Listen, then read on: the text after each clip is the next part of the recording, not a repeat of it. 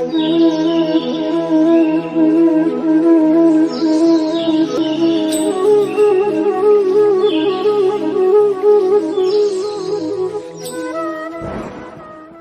રીતે ફાવે, જેમ ફાવે તેવી રીતે. કારણ કે અંતે તમારું લીધેલું ભગવાનનું નામ એના સિવાય બીજું કશું કામ આવતું નથી. એ સનાતન સત્ય છે. ગમે તેવો ચક્રવર્તી રાજા હોય પણ અંતે તો એને ભગવાનના શરણે થવું પડે છે. પાંડવો પ્રભુના ધામમાં ગયા. પાંડવો ભગવાનને ખૂબ આશ્રિત, કનૈયા ઉપર એમની ખૂબ પ્રીતિ, ભગવાનના નિર્દેશન મુજબ જ પોતાનું જીવન જીવ્યા, સત્ય નિષ્ઠાથી જીવન જીવ્યા. પાંડવો બધા જ પ્રભુના ધામમાં ગયા અને રાજા પરીક્ષિતને પોતાનું રાજ્ય સોંપ્યું છે. રાજા પરીક્ષિત સરસ્વતી નદીના કિનારે આવ્યા. સરસ્વતી નદીને કિનારે આવે છે ત્યાં પરીક્ષિત રાજા એક દ્રશ્ય જુએ છે. ગાય અને બળદને એક કાળો પુરુષ લાકડી વડે મારે છે.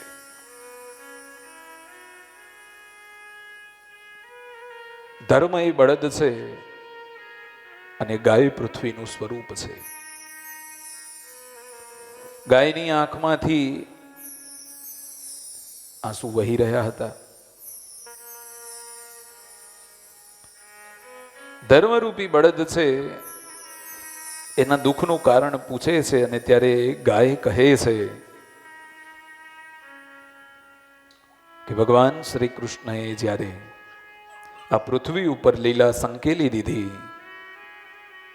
ત્યારે આ સંસાર પાપમય કલિયુગની કુદ્રષ્ટિમાં આવી ગયો છે.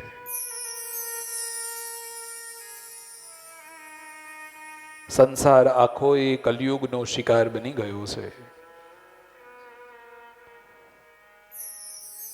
જેને આપણે ધર્મ કહીએ છીએ, ધર્મના 4 અંગો છે.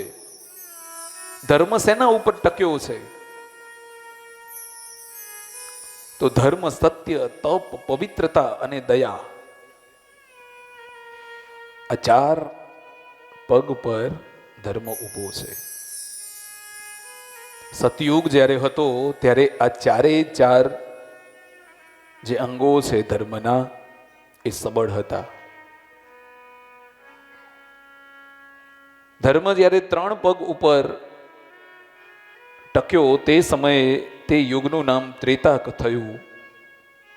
ધર્મ 2 પગ ઉપર ટક્યો ત્યારે તેનું નામ દ્વાપર થયું અને આજે ધર્મ 1 પગ ઉપર ટક્યો છે એટલે એનું નામ કલિયુગ છે.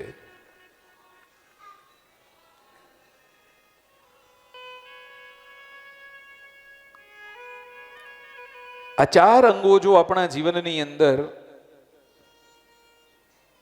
આવે તો મને નથી લાગતું કે કોઈ પણ મનુષ્ય ક્યારેય દુઃખી થાય. સત્ય, તપ, દયા અને પવિત્રતા.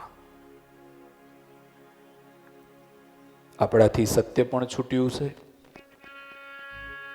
આપણાથી તપ પણ છૂટ્યું છે, આપણાથી પવિત્રતા પણ છૂટી છે અને હવે આપણામાં કોઈનામાં દયા જેવું પણ રહ્યું નથી. મારે શું? ગમે તે કંઈ થયું હોય તો મારે કોઈ લેવા દેવા નથી એમ કરી અને માણસ છટકી જાય છે.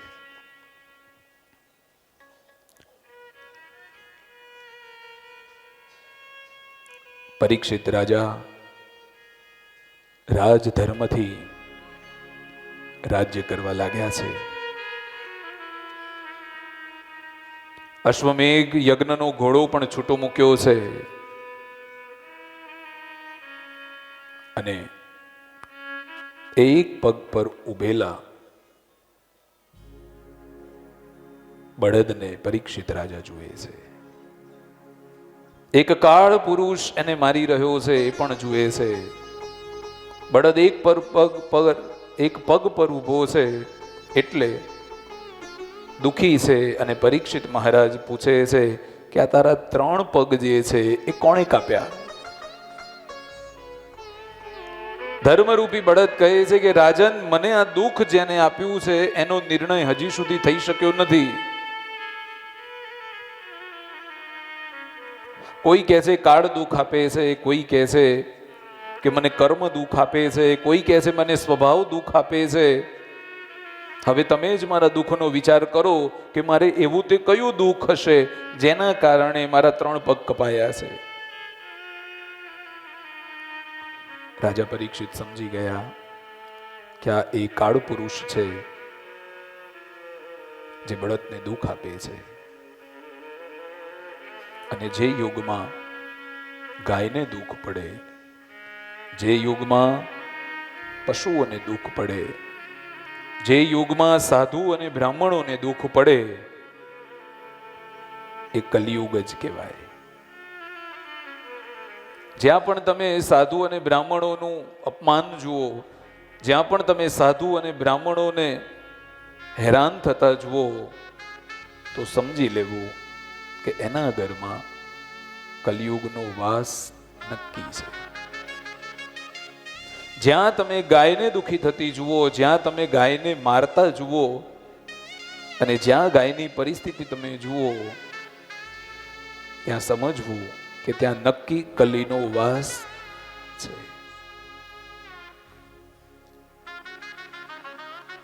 એ કાળ પુરુષ પરીક્ષિત રાજાના પગ પકડવા લાગ્યો છે. એ કાલ પુરુષને ખબર પડી કે પરીક્ષિત રાજા મને રહેવા દેશે નહીં, મને મારી નાખશે. અને તે સમયે કલી રાજા પરીક્ષિતના શરણે આવે છે, પગ પકડવા લાગ્યા છે. અને જેવો કલિયુગે પરીક્ષિત મહારાજના પગનો સ્પર્શ કર્યો છે અને એના સ્પર્શને કારણે રાજાની બુદ્ધિ બગડી છે. તમે જુઓ કે કોઈ પણ વ્યક્તિ હોય, એ કોઈ મહાપુરુષની પાસે ફરે, કોઈ સજ્જન માણસની પાસે ફરે તો એનો રંગ લાગતા એને વર્ષોના વર્ષો વીતી જાય છે એના જેવું થતા. પણ કોઈ પણ વ્યક્તિ જો કુસંગી માણસના, જે સત્સંગી નથી એવા માણસના સંપર્કમાં જ્યારે આવે તો એને બગડતા વાર લાગતી નથી, એ તરત બગડવા લાગે છે. અને રાજા પરીક્ષિતની બુદ્ધિ બગડી છે. રાજા કહે કે મેં તારી શરણાગતિ સ્વીકારી છે એટલે હું તને મારતો નથી, પણ તું મારું રાજ્ય છોડી અને દૂર ચાલ્યો જા. કલીએ વિનંતી કરી કે રાજન, હું ક્યાં જાઉં? મારું ક્યાંય સ્થાન નથી, મને કોઈ સ્વીકારવા માટે તૈયાર નથી. ચારેય તરફ આખી પૃથ્વી ઉપર તમારું શાસન છે. મને કોઈ રહેવા માટે જગ્યા આપો. તમે મને જ્યાં જગ્યા આપશો ત્યાં હું રહીશ. અને પરીક્ષિત રાજાએ કલીને રહેવા માટેના 4 સ્થાન આપ્યા છે. પહેલું સ્થાન આપ્યું છે જુગારમાં. જે પણ જગ્યાએ જુગાર રમાતો હોય, જે પણ જગ્યાએ જુગારના સ્થાન હોય, ત્યાં સમજવું કે કલિયુગ ત્યાં જ રહેશે. ત્યાર પછી મદિરા પાનમાં, ન પીવાની જે વસ્તુઓ છે, ન પીવાના જે પીણા છે, એમાં પણ કલિયુગનો વાસ નક્કી રહેલો છે. જુગારમાં, મદિરામાં કલીનો વાસ છે. ત્યાર પછી પર સ્ત્રી સંગમાં, જે સ્થાને આપણે ન જવું જોઈએ, પર સ્ત્રીનો સંગ કરવા માત્રથી જ આપણી બુદ્ધિ ભ્રષ્ટ થાય છે, આપણું જીવન ત્યાં બગડે છે અને કલિયુગનો પ્રભાવ ત્યાં વધવા લાગે છે. અને ચોથું સ્થાન જે છે એ છે હિંસા. જ્યાં પણ હિંસા થતી હોય ત્યાં કલીનો પ્રબળ વાસ રહેલો છે. આ ચાર સ્થાનો, જુગાર, મદિરાપાન, સ્ત્રી સંગ અને હિંસા, આ ચાર સ્થાનોમાં અનુક્રમે જો એને આપણે સમજવાનો પ્રયત્ન કરીએ તો અસત્ય, મદ, આસક્તિ અને નિર્દયતા. અસત્ય, જુગાર રમાતું હોય ત્યાં સત્ય તો ક્યાંય હોવાનું જ નથી. એમ આ ચારેય પ્રકાર અધર્મના છે અને જે અધર્મના સ્થાનો છે ત્યાં કલિયુગનો વાસ માનવામાં આવ્યો છે. આ ચાર સ્થાનો કલિયુગને આપ્યા, પણ કલિયુગને શાંતિ થઈ નહીં. કલિયુગને એમ થયું કે આ ચારેય સ્થાન તો ગંદા છે, આ ચારેય સ્થાનો મારે રહેવું કેવી રીતે? ધીરે ધીરે કલિયુગનો પગ પેસારો વધતો ગયો. રાજાને પ્રાર્થના કરે છે કે મહારાજ, મને રહેવા માટે કોઈ સારું સ્થાન આપો. અને પરીક્ષિત રાજા ફરીથી કલિયુગને રહેવા માટે સ્થાન આપે છે કે કલિયુગ, તારે સારું જો કોઈ સ્થાન જોઈતું હોય તો આજથી તારો સુવર્ણમાં વાસ છે, એટલે કે આજથી તારો સોનામાં વાસ છે. સોનાનો વાસ એટલે શું? દરેક સોનામાં કલયુગ નથી. તમે નીતિથી, તમારી મહેનતથી, ધર્મથી જે ધન કમાયા હોવ અને એનું સોનું તમે લીધું હોય તો એ બરાબર છે, એમાં કોઈ તમને વાંધો નથી. પણ જો અનીતિથી, ચોરીથી, કોઈનું લૂંટીને, કોઈને ન ગમ્યું હોય એવી પરિસ્થિતિમાં તમે જો સોનું ખરીદો છો કે લાવો છો, એમાં કલયુગનો વાસ રહેલો છે. તમે જુઓ કે અનીતિનું ધન આપણે લેતા તો લઈએ, પણ અનીતિના ધનનું જે દુઃખ છે એ વારસામાં મૂકીને જવું પડે છે. એક પેઢી ભોગવતી નથી. અનીતિનું જે ધન છે, અનીતિના જે નાણાં છે, નીતિ વગરનું કમાયેલા છો, એ તમારે તો ભોગવવું પડે છે, પણ તમારી સંતાનોને પણ એ ભોગવવું પડે છે. એટલે જ મહાપુરુષો બૂમો પાડી પાડીને કહે છે કે થોડું ખાવું પણ નીતિનું ખાવું. આપણે જો આપણી આવનારી પેઢીને રાજી જોવા માંગતા હોઈએ, આપણી આવનારી પેઢીને દુઃખ વગરની જોવા માંગતા હોઈએ, તો નીતિથી કમાયેલું જ એ આગળ આવશે.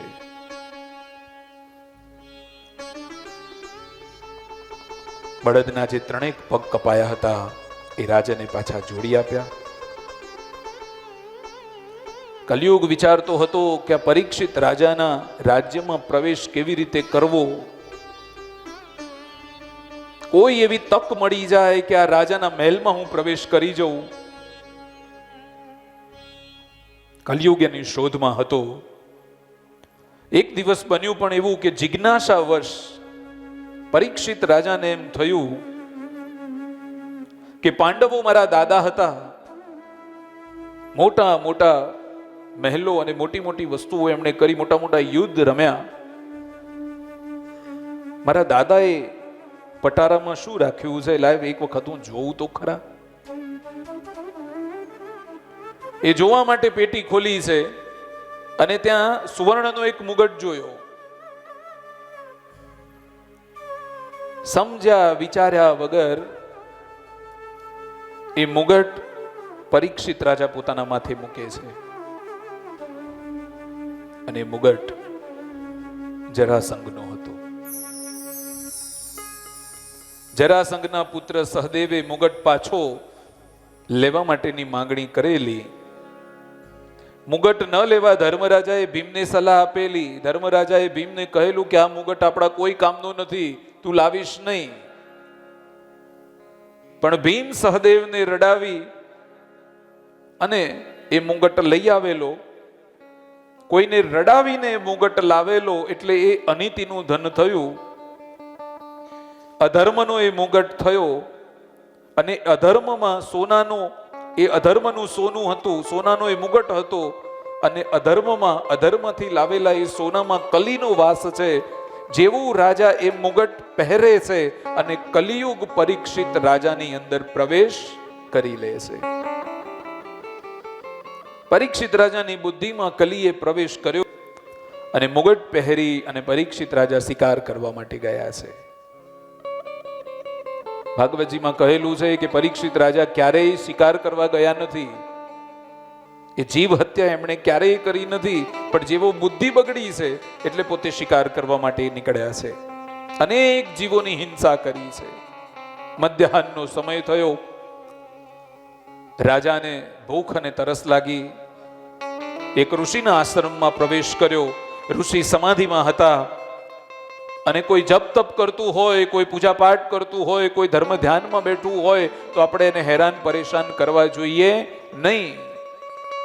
રાજા બધું જાણે છે. રાજાને ખબર છે કે કોઈ ધ્યાનમાં બેઠું હોય, કોઈ જપ કરતું હોય, કોઈ તપ કરતું હોય, એની પાસે જવાય નહીં. પણ રાજા ઋષિના આશ્રમમાં જાય છે. ઋષિ તપ કરતા હોય છે. રાજાને થયું કે હું રાજન છું, ચક્રવર્તી રાજા છું, મારું કોઈએ સન્માન કર્યું નહીં, મારું કોઈએ સ્વાગત કર્યું નહીં. અને આ ઋષિ તો ધ્યાનમાં હોવાનો ઢોંગ કરે છે.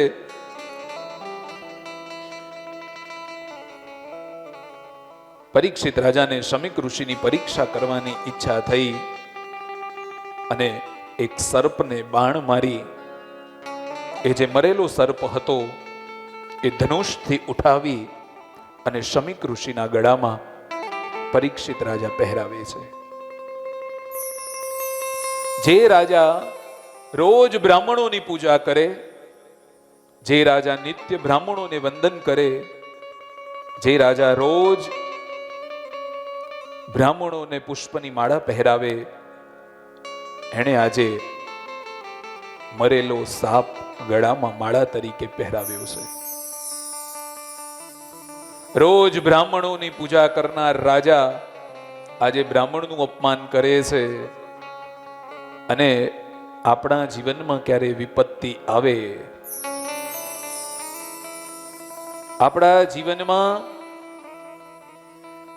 આપણી બુદ્ધિ બગડે તો વિપત્તિ આવે. અને વિપત્તિ આવી હોય ત્યારે આત્મમંથન કરી અને એક વખત સમજી લેવું, વિપત્તિ આવે ત્યારે આત્મમંથન કરવું કે મેં કોઈ બગાડ્યું તો નથી ને, મેં કશું ખોટું તો નથી કર્યું ને. અને બુદ્ધિ બગડે એટલે વિપત્તિ આવે એમાં કોઈ સંશય નથી. કોઈને છેતરવાનું મન થાય, કોઈનું પડાવી લેવાનું મન થાય, કોઈનું લઈ લેવાનું મન થાય તો સમજવાનું કે હવે મારો સમય સારો નથી. શમીક ઋષિના પુત્ર શૃંગી ઋષિને આ વાતની ખબર પડી. રાજાએ તો શમીક ઋષિના ગળામાં મરેલો સાપ પહેરાવ્યો. પાછા રાજમહેલમાં પાછા આવી જાય છે. શમીક ઋષિના પુત્ર શૃંગી ઋષિને આ વાતની ખબર પડી અને શૃંગી ઋષિ કહે છે કે રાજા પોતાના મનમાં સમજે છે શું? બ્રાહ્મણોનું જે અપમાન કરે એ પોતાના મનમાં સમજે છે શું? અને શૃંગી ઋષિને ખબર પડી છે કે પોતાના પિતાના ગળામાં પરીક્ષિતે મરેલો સાપ પધરાવ્યો છે. અને શૃંગી ઋષિ શ્રાપ આપે છે. શૃંગી ઋષિએ રાજાને શ્રાપ આપ્યો છે કે જે રાજાએ મારા પિતાના ગળામાં મરેલો સાપ પધરાવ્યો છે એનું આજથી બરાબર 7મા દિવસે તક્ષક નામના નાગના કરડવાથી મૃત્યુ થશે. શૃંગી ઋષિનો શ્રાપ લાગ્યો છે. આ બાજુ રાજન મહેલમાં આવ્યા. મહેલમાં આવી અને પોતાના માથા ઉપરથી મુગટ જેવો નીચે ઉતાર્યો છે અને ખબર પડી, સૈનિકો દ્વારા ખબર પડી છે કે ઋષિપુત્રનો શ્રાપ હવે લાગ્યો છે. તક્ષક નામના નાગથી બરાબર 7મા દિવસે તમારું મૃત્યુ થવાનું છે. અને રાજાને પોતાની ભૂલ સમજાઈ છે. રાજન વિચારે છે કે મેં ઘોર પાપ કર્યું છે, મારી બુદ્ધિ બગડી એટલે મારું અમંગળ થવાનું છે, એ વાતમાં કોઈ સંશય નથી. જીવનમાં પહેલી વખત પરીક્ષિત રાજાથી પાપ થયું છે. અત્યાર સુધી તો ક્યાંય પાપ થયું નહોતું, પણ પહેલી વખત પાપ થયું. અને જે પહેલી વખત પાપ થયું છે ત્યાંથી જ રાજાએ પોતાના શરીરને સજા કરી છે. જેવા સમાચાર મળ્યા અને રાજા પરીક્ષિત સાવધાન થયા છે. રાજા પરીક્ષિતે જળ પણ લીધું નથી. જેવા સમાચાર મળ્યા પછી પાણી પીધું નથી, અન્ન સુદ્ધા ગ્રહણ કર્યું નથી. પરીક્ષિત રાજા વિચારે છે કે હું સંસારના વિષયોમાં, સંસારના સુખોમાં હું ગળાડૂબ હતો. જો ઋષિનો શ્રાપ મને લાગ્યો ન હોત તો આ રાજા પણ મારામાંથી નીકળ્યું ન હોત. મારા પાપની મને સજા મળી છે. જે થયું એ સારા માટે થયું છે. પ્રભુએ મારા ઉપર કૃપા કરી છે અને મને સાવધાન બનાવ્યો છે. મને જો શ્રાપ ન આપ્યો હોત તો હું વૈરાગ તરફ ઢળત નહીં. અને તે જ સમયે રાજાએ પોતાનું ઘર છોડી દીધું અને રાજા પરીક્ષિત ગંગાજીના કિનારે આવ્યા છે. ગંગા સ્નાન કર્યું છે. ભગવત સ્મરણમાં પોતાનું મન પરોવ્યું છે. બધા ઋષિઓને ખબર પડી કે રાજા પરીક્ષિત ચક્રવર્તી છે, રાજપાટ છોડ્યું છે અને રાજા પરીક્ષિતને મળવા માટે બધા ઋષિમુનિઓ ત્યાં આવે છે. રાજા પરીક્ષિત હવે રાજા રહ્યા નથી.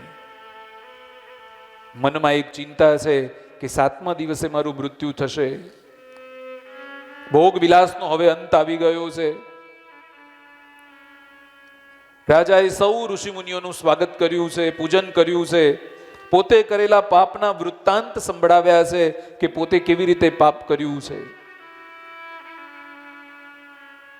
રાજા કહે છે બધા ઋષિમુનિઓને કે આજથી બરાબર 7મા દિવસે મારું મૃત્યુ નિશ્ચિત છે.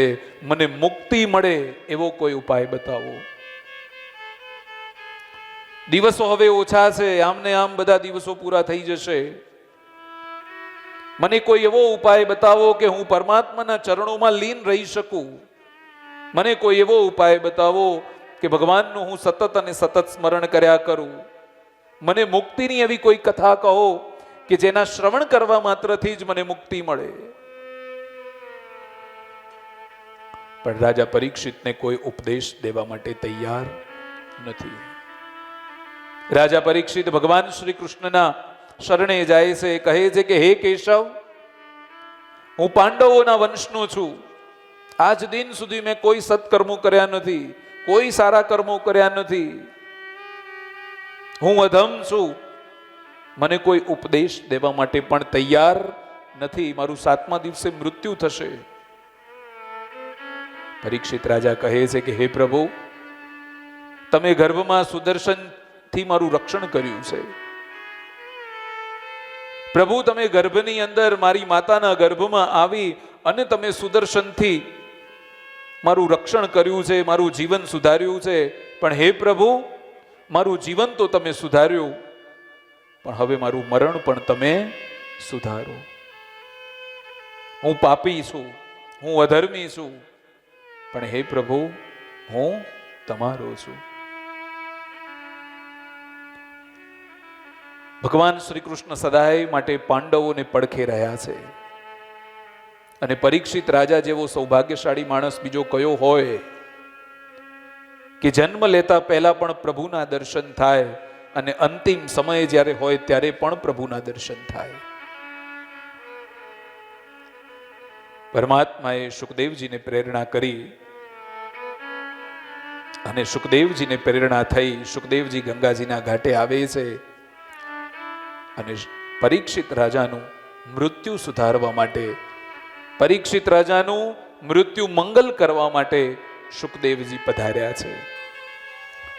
સુખદેવજીનો વેશ અવધૂત વેશ છે. દિગંબર અવસ્થા છે. 16 વર્ષની ઉંમર છે. ઘૂંટણ સુધી લાંબા હાથ છે. વિશાલ વક્ષસ્થલ છે. મોઢા ઉપર વાળની લટો વિખરાયેલી છે. વર્ણ કૃષ્ણ જેવો શ્યામ છે. અતિ તેજસ્વી છે અને સભામાં પધાર્યા છે. એ સભામાં મોટા મોટા ઋષિમુનિઓ તો હતા, પણ ભગવાન વેદવ્યાસજી પણ સ્વયં ત્યાં બિરાજમાન હતા. બધા જ લોકોએ ઊભા થઈ અને સુખદેવજી મહારાજને વંદન કર્યા છે. ઋષિઓ જય જયકાર કરવા લાગ્યા છે અને શુકદેવજી વ્યાસપીઠ પર આવી અને બિરાજમાન થયા છે. પરીક્ષિત રાજાએ પોતાના પાપની જાહેરાત કરી કે મારા દ્વારા કેવી રીતે પાપ થયું છે. પરીક્ષિત રાજાએ વિનંતી કરી કે મારો ઉદ્ધાર થાય એવો ઉપદેશ તમે મને આપો. શુકદેવજીને સાષ્ટાંગ પ્રણામ કરી અને પરીક્ષિત કહે છે કે હું અધમ છું, હું પાપી છું, હું દુરાચારી છું, પણ હે પ્રભુ તમે મારો ઉદ્ધાર કરો. પરીક્ષિત કહે છે કે જેનું મરણ નજીક આવ્યું હોય એનું શું કર્તવ્ય છે? જેનું મૃત્યુ નજીક હોય એને શું કરવું જોઈએ? કોનું ભજન કરવું જોઈએ? કોનું સ્મરણ કરવું જોઈએ? કોના જપ કરવા જોઈએ? કોનું તપ કરવું જોઈએ? શુકદેવજીનું હૃદય પીગળ્યું છે. પરીક્ષિત મહારાજ શુકદેવજીને કહે છે કે પ્રભુ હવે મારી પાસે ખાલી 7 દિવસ બચ્યા છે. 7 દિવસના અંતે તક્ષક આવશે, મને દંશ દેશે અને મારું મૃત્યુ થશે. શુકદેવજી મહારાજ કહે છે કે પરીક્ષિત તારી પાસે તો 7 દિવસ છે, તું ચિંતા ન કરીશ. 7 દિવસમાં તને પ્રભુ કૃપા અવશ્ય થશે. અને સદગુરુ કોને કહેવાય? ગુરુ કોને કહેવાય? કે જે 7 દિવસ તો ઘણા બધા દૂર કહેવાય, પણ 7 મિનિટમાં જે પ્રભુના દર્શન કરાવી શકે, 7 મિનિટમાં જે પ્રભુનો સાક્ષાત્કાર કરાવી શકે, 7 મિનિટમાં ભગવાનની જે પ્રતીતિ કરાવી શકે એને સદગુરુ કહેવાય. આપણા જીવનમાં સદગુરુની બહુ જ કૃપા છે. તમે જુઓ પરીક્ષિત જેવા ચેલાને શુકદેવજી મહારાજ જેવા ગુરુ પ્રાપ્ત થયા. અને ગુરુની કૃપા વગર બધું જ આ સંસારમાં કશું નથી. જેમ આપણે બધું જ બનાવીએ, ગમે તેવા ભોજન બનાવીએ, પણ એમાં મીઠું ન હોય તો એ ભોજનનું કોઈ મહત્વ નથી. એમ જીવનની અંદર બધું જ હોય, પણ જો લાયક ગુરુ ન હોય તો આપણું જીવન જીવન નથી.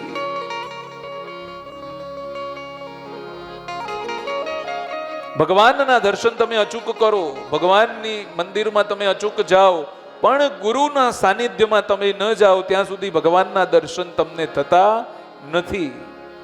ભગવાનને જો ઓળખવા હોય, ભગવાનને જો સમજવા હોય, ભગવાનના સ્વરૂપને સમજવું હોય, ભગવાનની કથાને સમજવું હોય તો ગુરુ મહારાજની આવશ્યકતા અતિ અવશ્ય છે. અને એટલે જ આપણે કહીએ છીએ કે ગુરુદેવ, પરમાત્માની તો સાક્ષાત્કાર થશે, પરમાત્માના દર્શન તો થશે, પણ હે ગુરુ મહારાજ, હે સદગુરુ, અમારો જે આવેલો આ મનખો છે, આ મનુષ્ય દેહ અમને જે મળ્યો છે એ તમે અમારો સુધારો. એટલા માટે જ આપણા ભજનીકો પણ કહે છે કે આવેલો મનખો સુધારો, ગુરુજી મારો આવેલો મનખો સુધારો. આવેલ મને ખો સુધારો, ગુરુજી મારા આવેલ મન ખો સુધારો, ગુરુજી મારા આવેલ મન ખો સુધારો. આવેલ મન ખો સુધારો, ગુરુજી મારા આવેલ મન ખો સુધારો, ગુરુજી મારા આવેલ મન ખો સુધારો. આવેલ મને ખો સુધારો, ગુરુજી મારા આવેલ મન ખો સુધારો, ગુરુજી મારા આવેલ મન ખો સુધારો.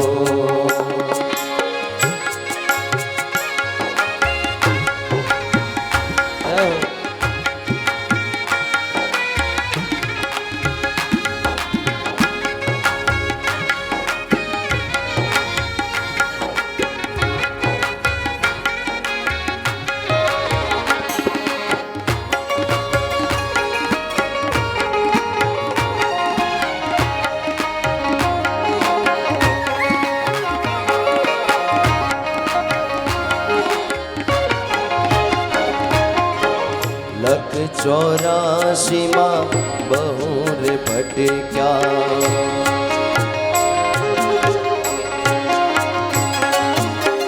લખ 84 માં બહુ રે ભટક્યા ઘડી ઘડી પશુ અવતારો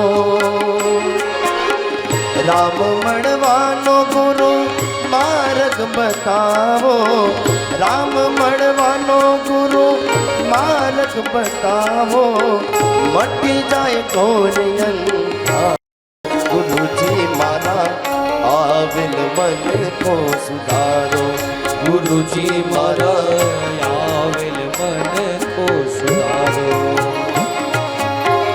આવેલ મન કો સુધારો ગુરુજી મારા આવેલ મન કો સુધારો ગુરુજી મારા આવેલ મન કો સુધારો સુધારો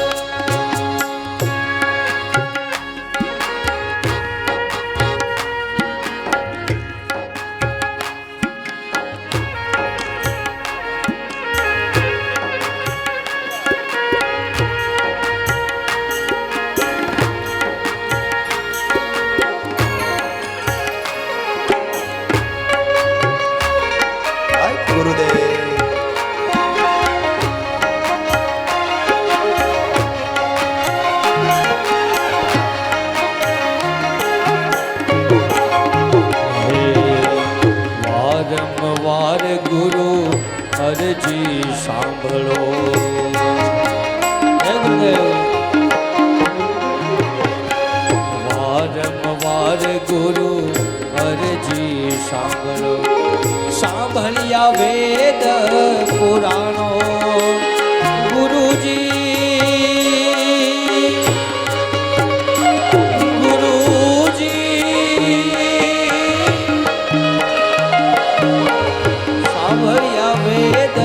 પુરાણો માયામાંથી આ જીવને ઉગારો માયામાંથી આ જીવને ઉગારો મટી જાય જન્મ જજાલો ગુરુજી મારા આવેલ મન કો સુધારો ગુરુજી મારા આવેલ મન કો સુધારો આવેલ મન ખો સુધારો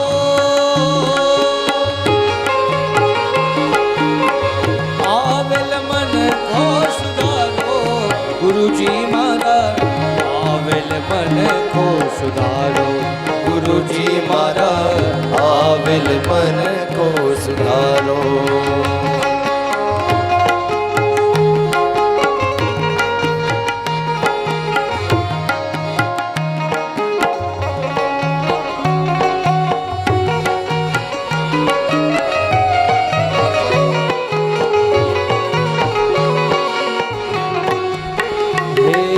ગુરુજીના નામની હો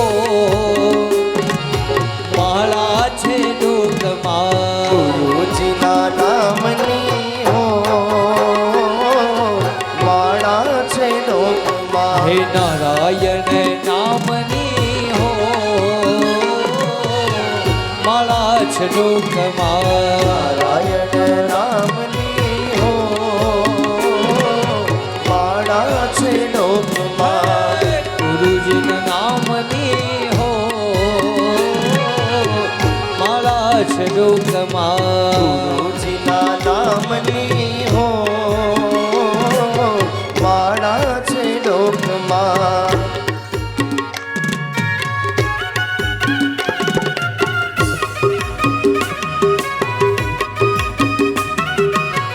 જય જય ગુરુદેવ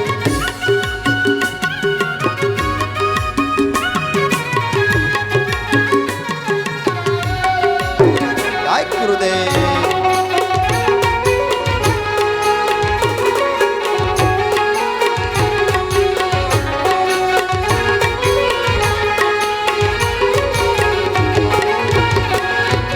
જૂઠું બોલાય નહીં ખોટું લેવાય નહીં જૂઠું બોલાય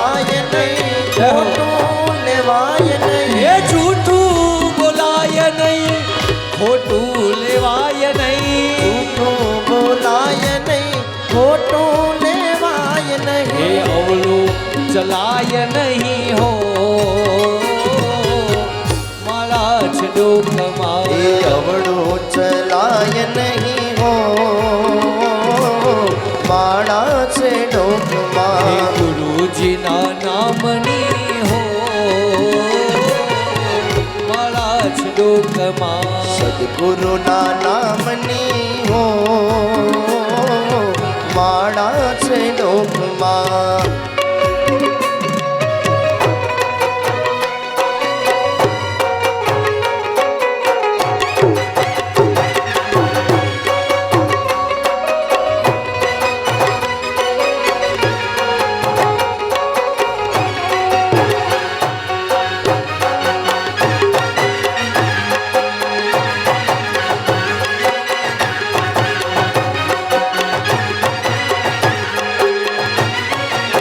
જય ગુરુદેવ ક્રોધ કદી થાય નહીં પરને નિંદાય નહીં ક્રોધ કદી થાય નહીં પરને નિંદાય નહીં ક્રોધ કદી થાય નહીં પરને નિંદાય નહીં ક્રોધ કદી થાય નહીં પરને નિંદાય નહીં કોઈને દુબવાય નહીં હો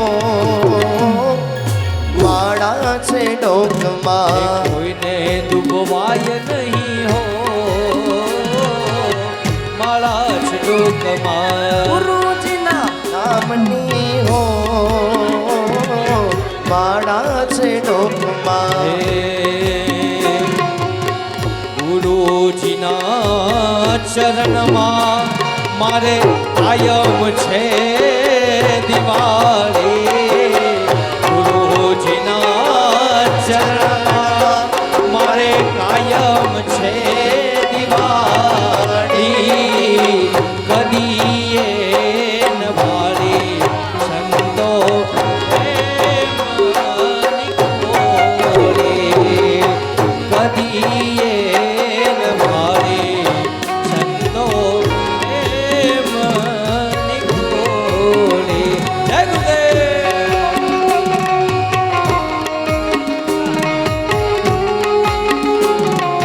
જય જય શ્રી રામ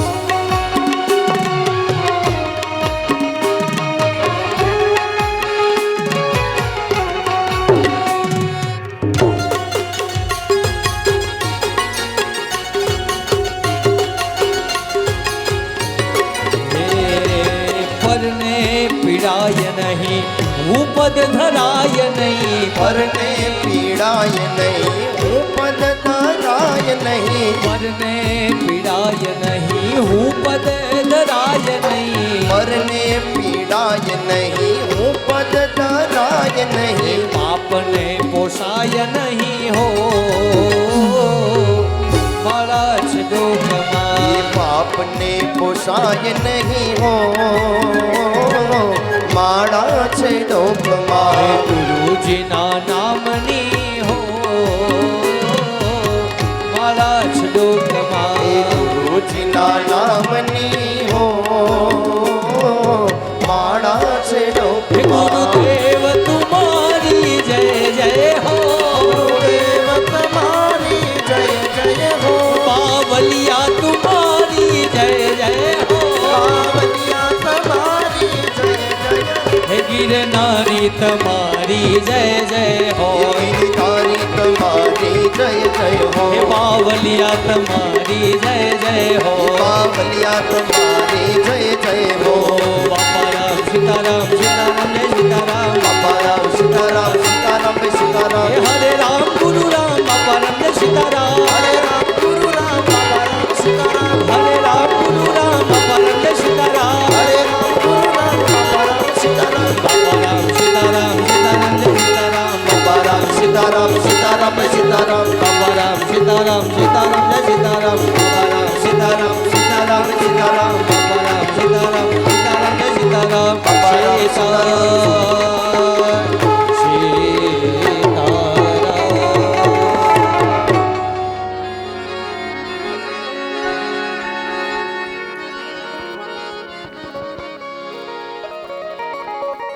આવેલો મનખો સુધારો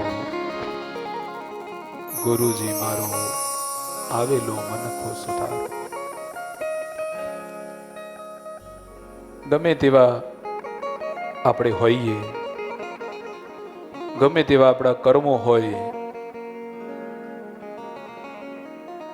ગમે તેવી આપણી પરિસ્થિતિ હોય, પણ જો ગુરુને આધીન આપણે થઈ જઈએ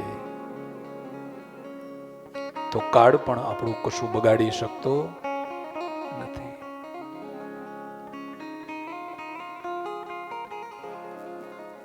તમે જુઓ જેસલ અને તોરલ.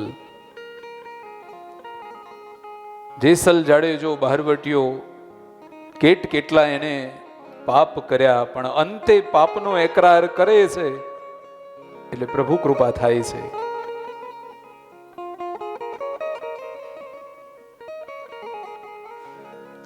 એમ ગુરુજીને આશ્રિત થઈ અને આપણે પણ પાપનો એકરાર કરીએ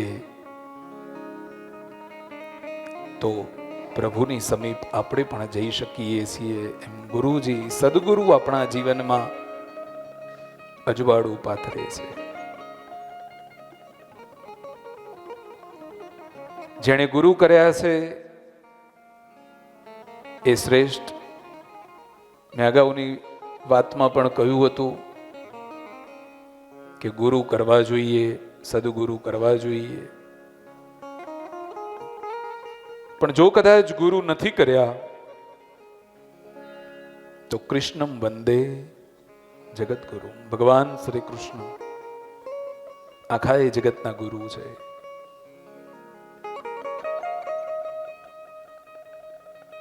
રાજા પરીક્ષિત સુખદેવજીને પૂછે છે, જેનું મરણ નજીક આવ્યું હોય તેનું કર્તવ્ય શું છે, તેને શું કરવું જોઈએ? એના જવાબમાં સુખદેવજી મહારાજ કહે છે કે રાજન, મૃત્યુની જે પીડા છે એ ખૂબ ભયંકર છે. મૃત્યુ સરળ નથી. મૃત્યુની જે પીડા છે પણ 1000 વીંછીના ડંસ વાગે, જ્યારે નાડીઓ તૂટતી હોય, બંધ તૂટતા હોય, એ જે વેદના થાય છે, એ જે પરિસ્થિતિ હોય છે, એ સામાન્ય પરિસ્થિતિ હોતી નથી. સુખદેવજી કહે છે કે મૃત્યુ કપરું છે, મૃત્યુની વેદના ભયંકર છે. સુખદેવજી કહે છે કે જન્મ મરણના દુઃખનો વિચાર રાજન જો કરશો તો આ જન્મમાં તો પ્રભુ તમને પ્રાપ્ત નહીં થાય. માટે જન્મ અને મરણના દુઃખનો વિચાર છોડી દો. કોઈ પણ વ્યક્તિના જીવનમાં જો મરણનો વિચાર કરી અને તમે જીવન જીવશો તો તમારું જીવેલું કોઈ કામનું નથી.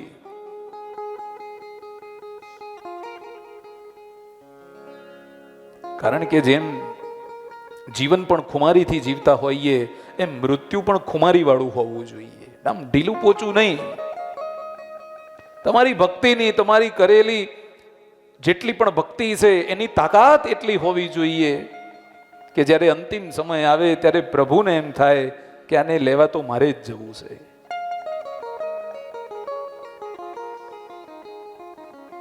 સુખદેવજી કહે છે કે રાજન, વૈરાગ્ય જો આવશે તો પાપ ઘટશે.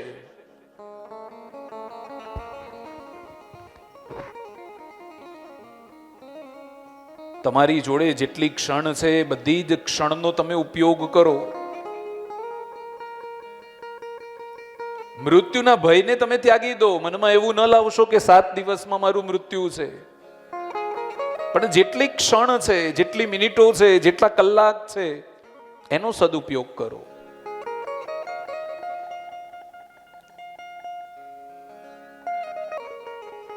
રાજા પરીક્ષિત સુખદેવજી મહારાજ ગંગાજીના પવિત્ર ઘાટ ઉપર સત્સંગ કરી રહ્યા છે અને ગંગાજી જેવો સાનિધ્ય બીજું કોઈ નહીં. એક બાજુ જ્યાં સાક્ષાત મહાદેવની જટાઓમાંથી વહેતી ગંગા હોય અને એક બાજુ સુખદેવજી જેવા પરમ એવું કહેવાય કે સીમાડાના માણસો સાક્ષાત પ્રભુનો અવતાર એવા સુખદેવજી મહારાજના મુખારવિંદમાંથી જે જ્ઞાનરૂપી ગંગા વહેતી હોય અને એ બંનેના મધ્યમાં પરીક્ષિત મહારાજ બેઠા હોય, તમે ખાલી એટલો વિચાર તો કરો કે એક ઘડી, એક ક્ષણ કેવી હશે, જ્યાં અસંખ્ય ઋષિ મુનિઓ દેવતાઓ સહિત ગંગાજીના ઘાટ પર બેઠા હોય અને પરીક્ષિતના મોક્ષ માટેની ગાથા ગવાતી હોય, એક ક્ષણ કેવી હશે.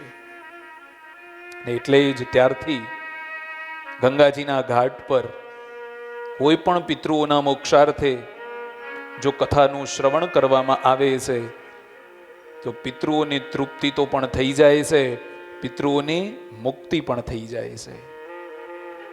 એટલો પવિત્ર ગંગાજીનો ઘાટ છે.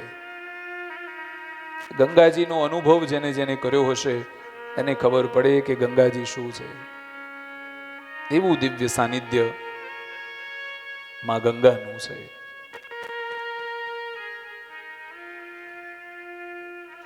સુખદેવજી ભગવાનના ચરણ કમળોમાં પ્રણામ કરે છે. ભગવાન શ્રી કૃષ્ણને વારંવાર પ્રણામ કરે છે અને દિવ્ય કથાનો પ્રારંભ કરવામાં આવ્યો છે.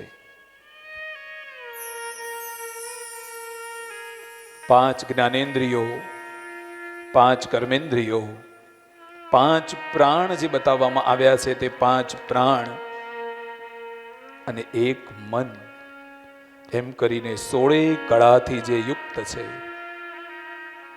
સર્વશક્તિમાન છે, જેના સ્મરણ માત્રથી જ પાપો દૂર ભાગે છે, પાપો નષ્ટ થઈ જાય છે, એવા ભગવાન શ્રી કૃષ્ણને વારંવાર પ્રણામ છે. સુખદેવજી પ્રણામ કરે છે, રાજા પરીક્ષિત પ્રણામ કરે છે. 16 કળાઓ જે કહી છે, 16 કળાઓ, 5 જ્ઞાનેન્દ્રિય, 5 કર્મેન્દ્રિય, 5 પ્રાણ એટલે 15 થયા, અને 16મું આપણું મન, જેની જ્ઞાનેન્દ્રિયો, કર્મેન્દ્રિયો અને 5 પ્રાણ અને 16મું મન જેનું પોતાના કાબુમાં હોય, એ 16 કળાએથી જે યુક્ત છે, એ આ સૃષ્ટિ ઉપર કેવલ અને કેવલ એક છે, એ છે પૂર્ણ પરમાત્મા ભગવાન શ્રી કૃષ્ણ. બાકી કોકનામાં ને કોકનામાં ક્યાંક ને ક્યાંક ખામી રહી જાય. જો 15 જ્ઞાનેન્દ્રિય, કર્મેન્દ્રિય અને પ્રાણ જો બધા ઠેકાણે હોય, પણ મન ઠેકાણે હોય, 16 બાબતો જેની કેન્દ્રમાં છે, 16 બાબતોથી જે યુક્ત છે, જેના ઉપર કોઈ વિજય કરવો કોઈને શક્ય નથી, એવા ભગવાન શ્રી કૃષ્ણને વારંવાર પ્રણામ છે.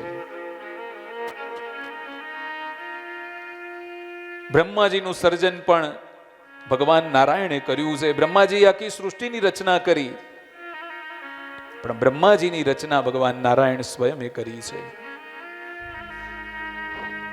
અને પૃથ્વી ગોળ છે, પૃથ્વી લંબગોળ છે, કોઈ કહે છે પૃથ્વી ચોરસ છે, કોઈ કહે છે પૃથ્વી આમ છે, કોઈ કહે છે પૃથ્વી આમ છે. આ બધું તો અંગ્રેજોની ક્યાંક 300-400 વર્ષ પહેલા બુદ્ધિ આવી એટલે એમણે શોધ્યું, પણ આપણા ઋષિ મુનિઓ તો હજારો વર્ષોથી કહે છે કે પૃથ્વી ગોળ છે.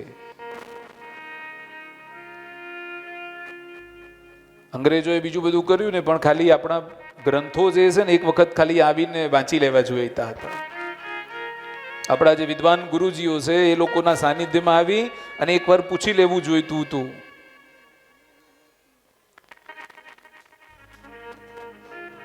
ભાગવતજીના પ્રારંભમાં જ પૃથ્વીની ઉત્પત્તિની વાત કરવામાં આવી છે. પૃથ્વીની ઉત્પત્તિ કેવી રીતે થઈ,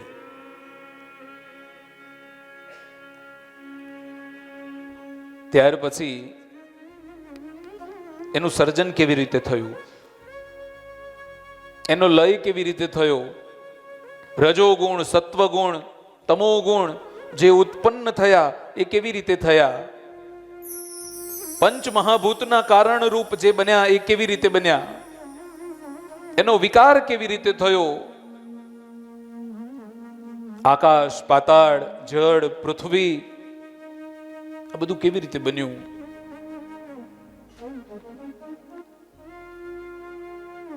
ઇન્દ્રિયોના 10 દેવતાઓ કેવી રીતે ઉત્પત્તિ થઈ. દિશા, વાયુ, સૂર્ય, વરુણ, અશ્વિની કુમારો, અગ્નિ, ઇન્દ્ર, વિષ્ણુ, મિત્ર, પ્રજાપતિ, પિતૃ, આ બધા કેવી રીતે બન્યા એની ઉત્પત્તિ બતાવવામાં આવી. બ્રહ્માંડ રૂપી ઈંડું 1000 વર્ષો સુધી નિર્જીવ રૂપે જળમાં પડ્યું રહ્યું. ભગવાને એમાં પ્રવેશ કરી અને એને ફરીથી જીવંત બનાવી દીધું. એ ઈંડાને ફોડી અને જે વિરાટ પુરુષ નીકળે છે, જેના જાંગ, ચરણ, ભુજાઓ, નેત્રો,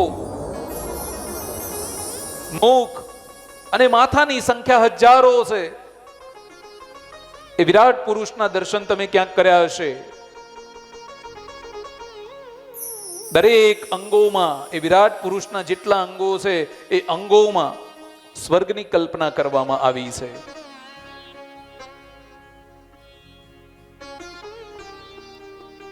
ભાગવતજીમાં ઉલ્લેખ છે કે બ્રાહ્મણો જે છે એ આ વિરાટ પુરુષનું મુખ છે.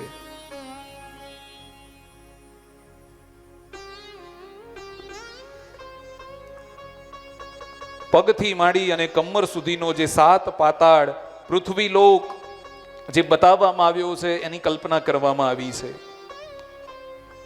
નાભીમાં ભુવલોક છે, હૃદયમાં સ્વરલોક છે, વક્ષસ્થલમાં મહોકની કલ્પના કરવામાં આવી છે અને વિરાટ પુરુષના મુખમાંથી વાણી અને અધિષ્ઠાતા દેવતાઓની ઉત્પત્તિ થઈ છે. વિરાટ પુરુષના નસકોરામાંથી પ્રાણ, અપાન, વ્યાન અને ઉદાન અને સમાન જે વાયુઓ કહેવામાં આવ્યા છે એની ઉત્પત્તિ થઈ છે. ભુહુ, ભુવઃ અને સ્વઃ ત્રણેય લોક તેમની ગતિ છે અને તેમનું હૃદય મનની જન્મભૂમિ છે. બ્રહ્માજી, નારદજી, સનકાદી, શંકર, દેવતાઓ, દૈત્યો, મનુષ્યો, નાગ, પક્ષીઓ, મૃગ, શરીરશ્રૂપ, જીવો, ગંધર્વો, અપ્સરાઓ, યક્ષ, રાક્ષસ, ભૂત, પ્રેત, પશુ, પિતૃઓ, સિદ્ધ, વિદ્યાધરો, ચારણ, વૃક્ષ, આકાશ, જળ, પૃથ્વી, ગ્રહો, નક્ષત્રો, તારા, વીજળી, વાદળા, તમામ જેટલું પણ છે એ બધું જ વિરાટ પુરુષનો ક્યાંક ને ક્યાંક ભાગ છે. વિરાટ પુરુષ મોક્ષ અને અભયના સ્વામી છે. એવું કહેવાય છે કે પૃથ્વીથી 10 ગણું જળ છે. આપણે ત્યાં ભણવામાં પણ આવ્યું હશે કે પૃથ્વી ઉપર 70% પાણી છે. કોઈ ડોક્ટર હોય એમને તમે પૂછજો કે શરીરમાં કેટલું પાણી છે તો એ પણ કહેશે કે શરીરમાં 70% પાણી છે. આપણે અને પ્રકૃતિથી દૂર નથી. જેટલું શરીરમાં પાણી છે એટલું પૃથ્વી ઉપર પાણી છે. જેવી રીતે ચંદ્રની અસર પૃથ્વી ઉપર થાય છે એવી જ રીતે ચંદ્રની અસર આપણા મન પર પણ થાય છે. તમે જોજો, ગમે તેવો વિદ્વાન વ્યક્તિ હોય પણ 2 દિવસ થાય ને એટલે એનો વિચાર બદલાય. 2 દિવસ થાય એટલે એનો જે વિચાર કરેલો હોય ને બદલ્યા વગર રહે નહીં. કંઈક તો નવું લાવે કે મારો વિચાર આવો છે, આપણે આમ કરીએ તો. એમાં તમે જવાબદાર નથી, એમાં એ ચંદ્ર જવાબદાર છે. તમારા મન ઉપર જેનો કબજો છે એ ચંદ્ર છે. જેમ ચંદ્ર દ્વારા આ પૃથ્વી ઉપર ભરતી અને ઓટ આવે છે એવી રીતે આપણા શરીરમાં ચંદ્ર દ્વારા ભરતી અને ઓટ આવે છે. માનસિક વિકલાંગ લોકોની જ્યાં શાળા હોય, એ લોકોનું નિવાસ સ્થાન હોય, ત્યાં તમે જઈને પૂછશો ને તો એ લોકો પણ કહેશે કે અમારે આ લોકોને પૂનમ અને અમાસ આવે ને ત્યારે સાચવીને રાખવા પડે છે. આપણે મનુષ્યો પ્રકૃતિ સાથે જોડાયેલા છીએ, મનથી, હૃદયથી, શરીરથી. આ તો મેં મનની વાત કરી, પણ આપણા શરીરમાં રહેલું લોહી, આપણા શરીરમાં રહેલું હૃદય, આપણા અંગો, અવયવો, હાડકાઓ, જેટલા પણ અંગો છે એ દરેકે દરેક પ્રકૃતિ સાથે સંકળાયેલા છે. પૃથ્વીથી 10 ગણું જળ છે, જળથી 10 ગણો અગ્નિ છે, અગ્નિથી 10 ગણો વાયુ છે, વાયુથી 10 ગણું આકાશ છે, આકાશથી 10 ગણો અહંકાર છે, અહંકારથી 10 ગણું મહત તત્વ છે, અને મહત તત્વથી 10 ગણી પ્રકૃતિ છે. અને એ જે પ્રકૃતિ છે એ ભગવાનના એક પાદમાં છે, એટલે કે એક પગમાં છે. મહાલોક, જનલોક, તપલોક અને સત્યલોક એની પરિકલ્પના કરવામાં આવી છે. વિરાટ પુરુષની નાભીમાંથી બ્રહ્માજીનો જન્મ થયો છે. બ્રહ્માજી કહે છે કે અનંત ભગવાનને પ્રલય જળમાં ડૂબેલી પૃથ્વીનો ઉદ્ધાર કરવા માટે વરાહ શરીર ધારણ કર્યું છે. ત્યાર પછી જળ ચેતન સૃષ્ટિની ઉત્પત્તિની વાત બતાવવામાં આવી છે. જુદા જુદા જીવો જે રીતે ઉત્પન્ન થયા, દરેકે દરેક પ્રકારે દરેક જીવ શરીર સ્વરૂપ હોય, ઉભયચર હોય, એની વાત કરવામાં આવી છે. અને એ વિરાટ પુરુષ એ સાક્ષાત પરમાત્મા છે.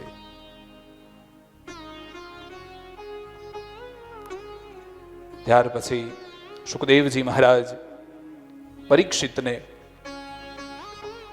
આગળ ઉપદેશ કરતા કહે છે,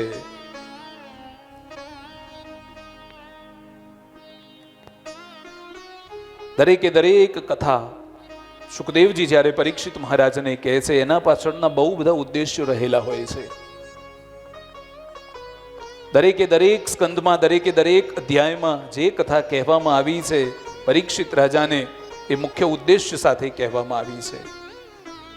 ભગવાનના ભક્તોની કથા છે, ભગવાને જેના ઉપર અનુકંપા કરી છે એની કથા છે. દરેકે દરેક લોકોનો જે સંવાદ થયો હતો, સુત પુરાણીના સંવાદની કથા છે. વિદુરજીનો સંવાદ, મૈત્રેયજીનો સંવાદ, ઉદ્ધવજીનો સંવાદ, આ જ્યાં જ્યાં સંવાદો જે થયા એની આ કથા છે. ભગવાનના અવતરણની કથા છે, ભગવાનની લીલાની કથા છે, ભગવાન ધામમાં ગયા એની આ કથા છે. સુખદેવજી કહે છે કે હે પરીક્ષિત, આ એ દિવસોની વાત છે કે જ્યારે ધૃતરાષ્ટ્ર પોતાના દુષ્ટ પુત્રોનું અન્યાયપૂર્વક પાલન પોષણ કરતો રહ્યો અને પાંડવોને લાક્ષા બનવા મોકલી અને આગ ચાંપી હતી. ભર સભામાં દ્રૌપદીના ચીર ખેંચાયા હતા, પણ ધૃતરાષ્ટ્રે પોતાના પુત્રને પાછો વાળ્યો નહોતો. દુર્યોધને ભોળા પાંડવોનું રાજ્ય જુગારમાં જીતી લીધું.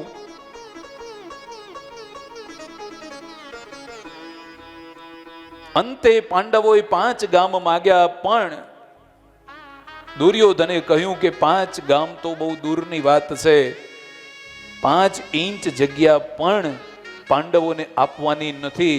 અને મહાભારતનું જે યુદ્ધ હતું તે નિર્ધારિત થયું.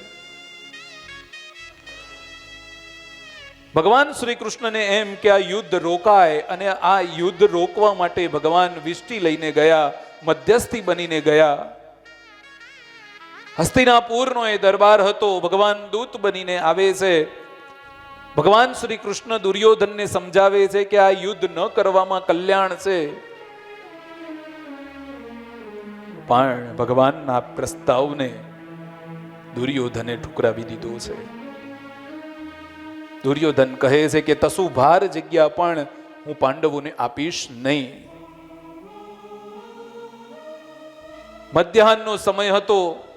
દુર્યોધને તો ભગવાનની જે વાત હતી અને ઠુકરાવી દીધી, ભગવાનના પ્રસ્તાવને ઠુકરાવી દીધો. દુર્યોધન પ્રભુને કહે છે કે પ્રભુ તમે આવ્યા છો, બપોરનો સમય થયો છે, 56 ભોગ તમને ધરાવીએ છીએ, તમે પ્રભુ ભોજન ગ્રહણ કરો. અને તે સમયે ભગવાન શ્રી કૃષ્ણ દુર્યોધનના